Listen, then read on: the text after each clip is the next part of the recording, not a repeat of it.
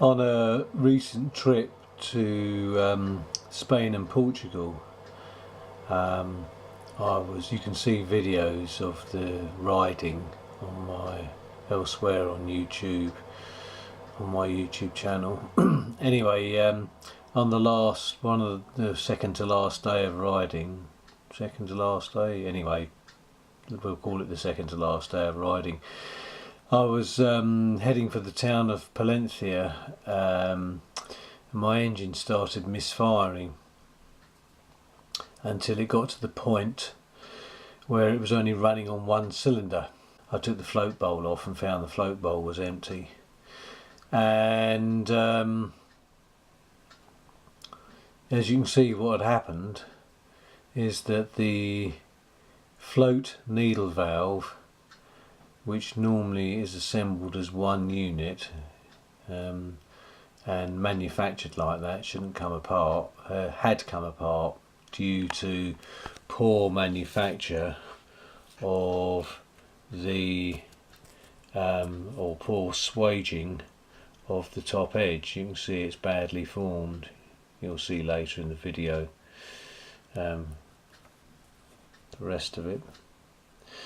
So that should all be one assembly, and the plunger and the spring is enclosed inside the needle valve, and you wouldn't normally be able to see that because it's all put together. Anyway, it had come apart, and the spring had extended to its full length, and even with the floats hanging at the bottom, or being at the bottom of their travel as far as they could go inside the float chamber, the floats would be touching the bottom of the float chamber. It shut off the fuel valve, so no fuel was getting in.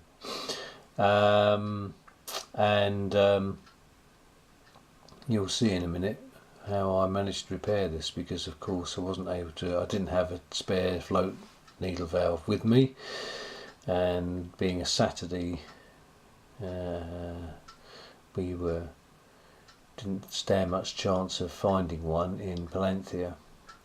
Any marks you can see on this in the video is where I've pulled it apart again after repairing it, just so that you can see this. So that any damage you can see especially on the plunger there, is where I gripped it with a pair of pliers to pull it apart again. Yes, bit of a mystery. At first, as I say, I thought it was a carb diaphragm, so I took the inlet trumpet off between the air filter and the carburettor and ran the engine, and I could see that the throttle slide was lifting when I opened the throttle, so I knew it wasn't the carb diaphragm. And then I looked for sparks, and they were alright, and then I kicked the engine over on the kickstart with my thumb over the spark plug hole to see if there was compression, and that was alright. And then I went back to the carburettor.